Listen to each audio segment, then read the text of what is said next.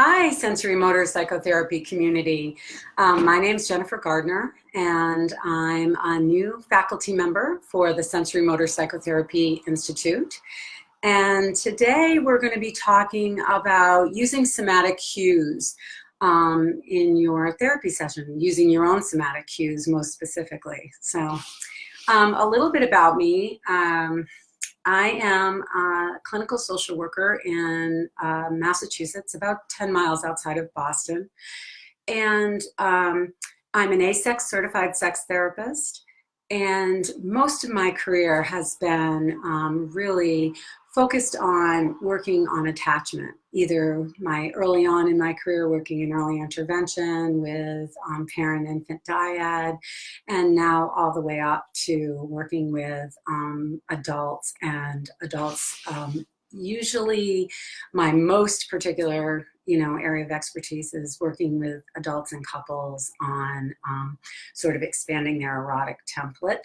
And with that also comes really a large amount of couples and individuals who come into that work with a history of trauma.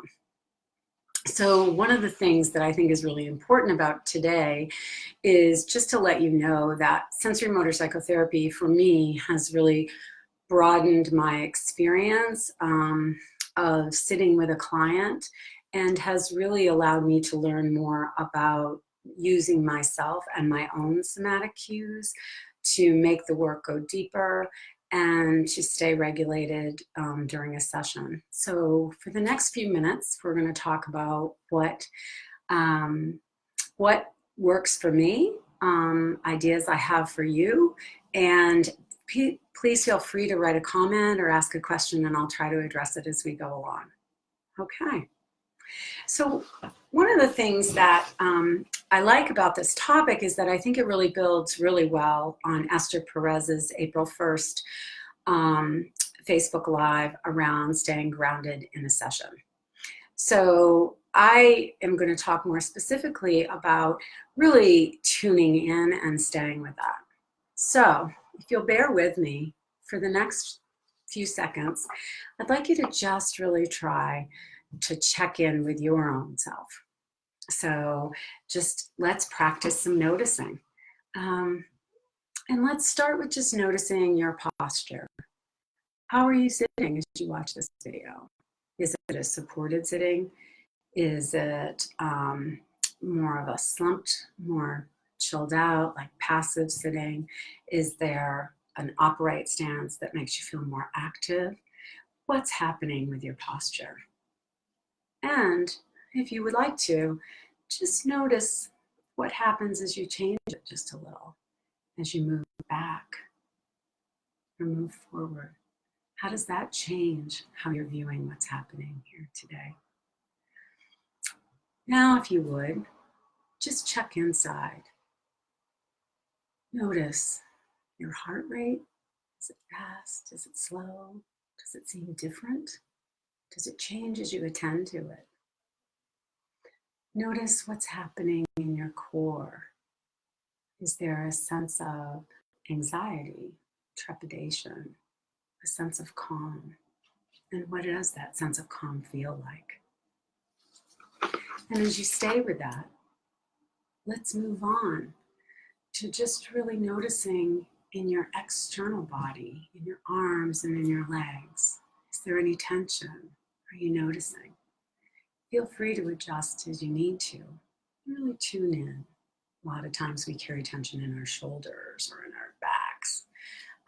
Sometimes we carry tension in our feet by just some movement or some tapping.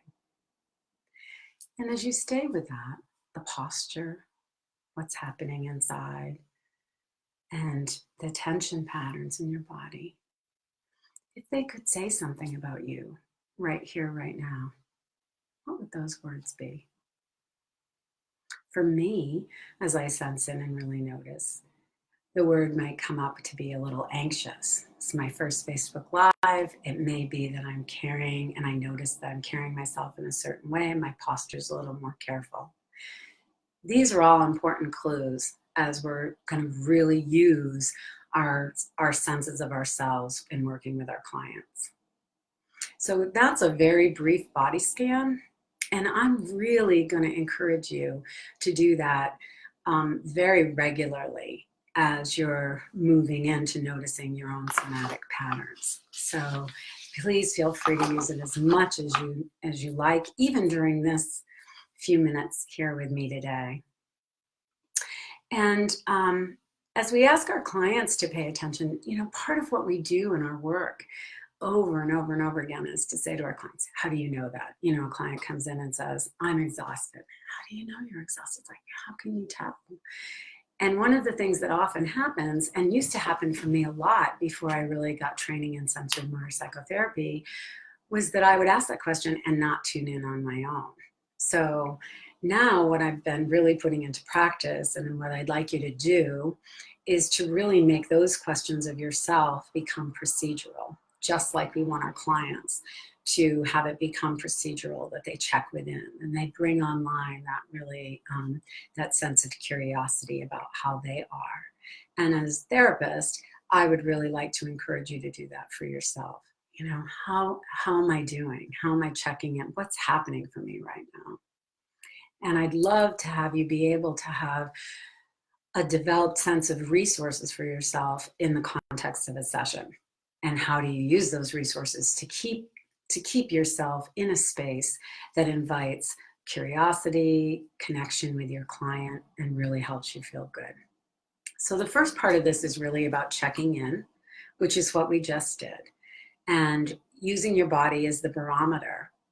What's happening for me right now? How is my energy level as I go into work with this client? How am I doing? Am I pulling for intensity? And how am I managing that? How do I pull for what I need from the client? And how do I modulate that for me? There are some clients that I can have a more forward-leaning posture and it's not going to bother them. There are other clients that if I have a forward-leaning posture, it's going to blow them out of the water and they're going to feel really crowded on. So how do I start to really play with that and use myself as a barometer? And I use the body scan for myself prior to each session. I'll use it during a session. If I feel myself to start to drift off a little bit, I'll often do a really quick body scan. How am I doing right now? Do I need to shift my legs? Do I need to ground myself through my feet? We hear a lot of material that is really difficult.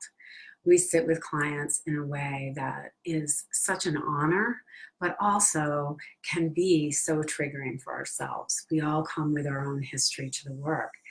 And having ways that we can make that work for us, or that we can keep ourselves grounded in the session, is so important. One of my go-tos is to really feel my back against the chair as I'm hearing information that might be distressing. I really, feel the back of my seat, so to speak, really giving myself the support that I need while I'm helping my client or bearing witness to my client's pain or their story. So I'll use that quick body scan during a session. And I always use it at the close of a session, particularly initial sessions, to really find out, where was I in the session and how was I moving or resourcing myself during a session? Did I feel like my energy was really low? And I'll make a note of that, because for me, knowing how I'm working and how I'm managing myself is really, it's a really deep clue to the work. What am I picking up and how is that happening? My go-to ways of taking care of myself in a session is to notice first my posture. How am I sitting? Am I sitting forward? A lot of times, if I'm very tense, forward will become, forward is how I end up coming in. And just a simple movement of sitting back opens up the field of the space for me and the spaciousness that I can offer my clients. So posture is the first one. Breath is the second. Sometimes I'll find myself like holding my breath in this really like, my eyes get big as I say that, but I'll start to hold my breath And even just placing my hand just for a second on my belly reminds me to take those nice, deep, centered breaths. So posture, breath, activation. What's happening inside? Am I feeling, a churning of, like a little bit of a fearful response coming up? Am I feeling a little angst or anger coming up? What's happening for me in the context of the session? And how can I manage that? And I have a couple of options. I can either manage it myself because I feel like it's something going on internally for me, or I can figure out a way to speak to it in the session because I feel like what's happening is it's really coming up that there's something going on in the dynamic of the therapy. And we could talk a little more about that in a minute. Also, movement. Am I starting to shift my feet back and forth as I sit in the chair? Am I moving my hands around? Next week, you'll get a shot of my office. I'm away on vacation right now, so I don't have my resources to show you visually. But as we talk next week, you'll see a little more of how I arrange my office to sort of allow me to really have some resources around me to place my feet, to position in my chair. How do I do all of that? So posture, breath, activation or regulation, and movement. What am I doing? A lot of times at the end of a long day, I start to get sleepy and I may get fidgety, which can really be off-putting for the clients that we work with. So coming from a really grounded space or picking up on those somatic cues for myself allows me to then use as many resources as I can to really stay much more present with my clients, because that's what they deserve. And what I deserve as a clinician, I deserve to leave a session feeling like I've been fully present. So that's really how we do the checking in. Let's talk for a couple minutes around creating rituals that help you stay in the present. So a lot of times I'll get questions from people in trainings. There's like, how do you do it day upon day upon day, going from client to client? And often my answer is I set the stage in my office so that everything tells me that this is the place that I attend, that this is the place that I'm present. It's my space and my unique space. I always feel, even when I was working in a community mental health setting where the space really wasn't attractive or I didn't have as much to work with, I always kept a couple of objects in my sight line that made me feel like I could look to it and feel settled and grounded. So I think setting the stage as part of a ritual for staying in the present moment is so important. Like I said, objects in your sight line, your chair placement, your feet able to be supported if you need to, your back supported as you need to, and your most often used resources nearby.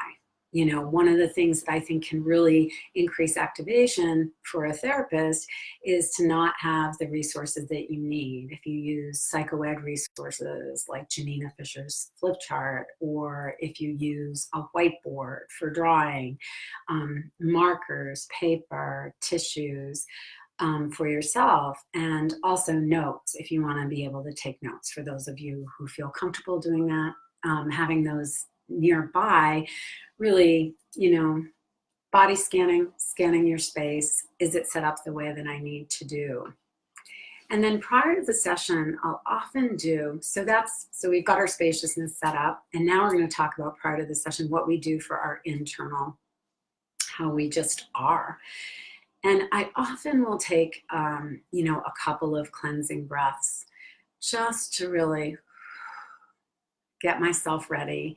I have a ritual of sort of taking those breaths as I reach on to the doorknob as I'm going to open it into my waiting room. Just a little quick way of getting settled, and a sight line to a picture that I have on a windowsill in my office. That all cues, all rituals to help me really get grounded and stay present. Then I also might do a little, if I'm really feeling activated from the prior session, I often will do a hand washing routine where it's sort of, I just can basically really wash my hands. It brings my hands to midline. For those of you who work with kids, you know how important crossing midline is. For those of you who do EMDR or any havening, you know, the butterfly hug, all of those types of bringing things to midline can be very helpful. Washing my hands is one way that I'll do that. So I'm using breath, I use hand washing.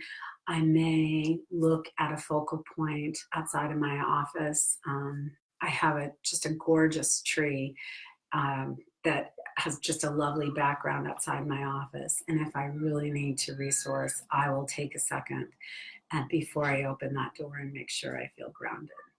Which really brings me to a really important point. It is worth taking the extra 30 seconds to a minute to really get grounded rather than opening the door and having a client come in when we're not in a grounded space. Because then we're playing catch up and we're missing important pieces.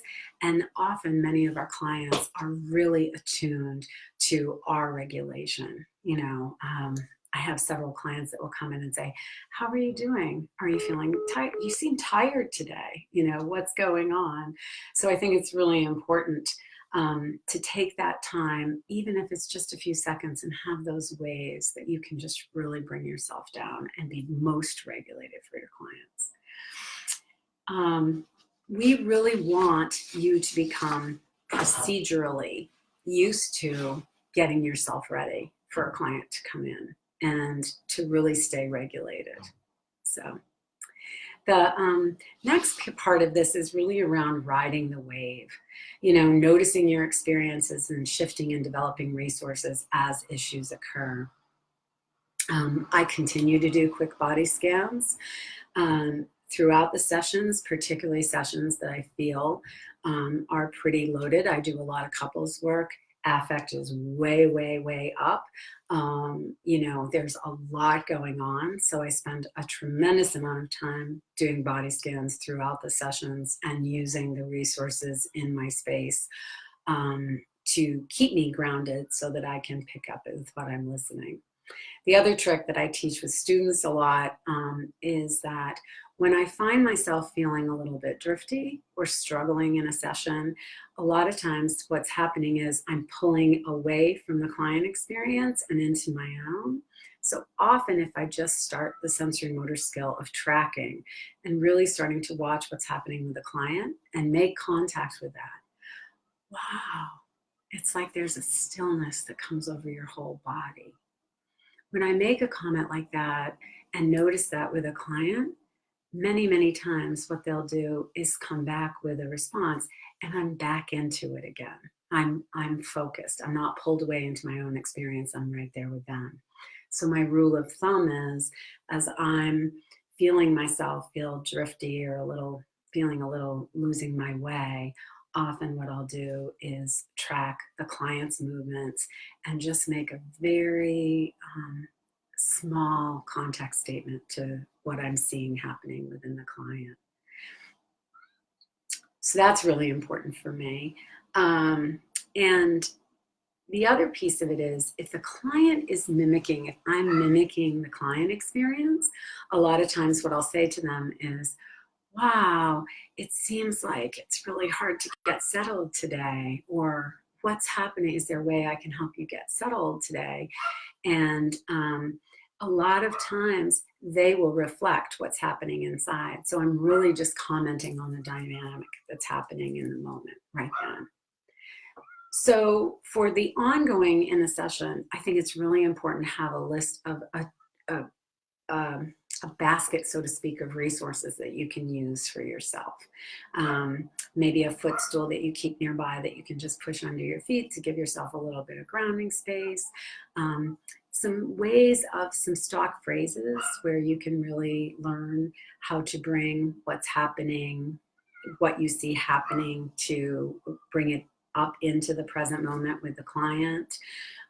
By making a contact statement or tracking what's going on, but really knowing that you are going to be riding a wave of activation. You are going to be coming in and out of contact, but if you are tracking the client and commenting on that, it really can help bring you back in.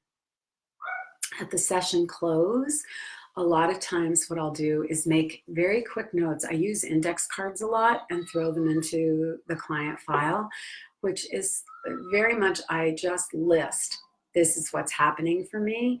I'm feeling, you know, I felt shifty in my seat. It's nothing projective. I'm not saying I'm sure this is what's happening. It's really what I'm doing is just starting to gather some information to really check out, is this an experience that I'm having, or is this something really that's going on in the dynamic of my work with my client or clients if you're working with couples.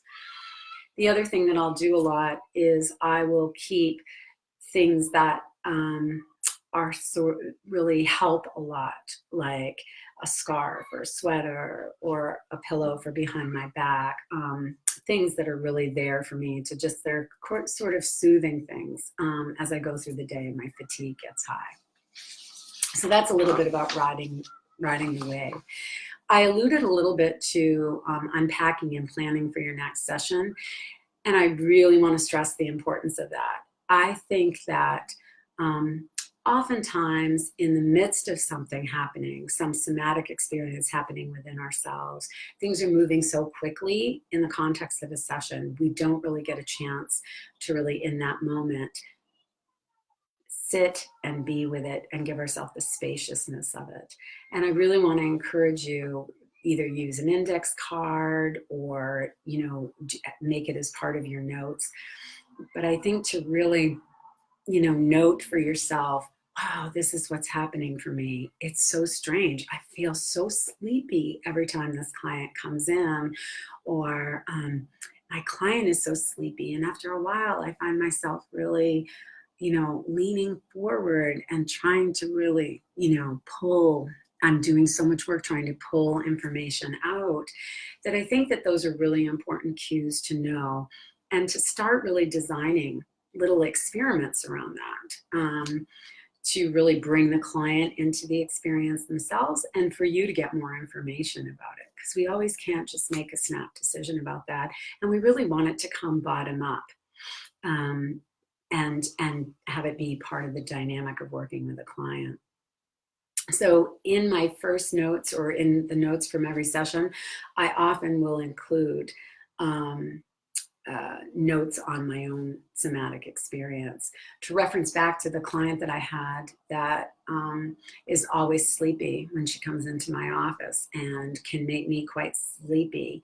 What I've started to do is, as I get prepared to bring her into my office from the waiting room, I might do a little pushing against a physio ball in my office just to kind of bring my energy up, but also to bring my energy up in a way that feels more grounded and centered, so that I'm not coming in too hot, so to speak, with too much enthusiasm that doesn't feel really authentic. It just more comes from a really grounded space.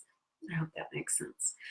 And again, I want to really encourage you to use an experimental mindset. You know, really try a few different things that really will help you learn a little bit more about your own somatic cues. And as you develop resources, work on them.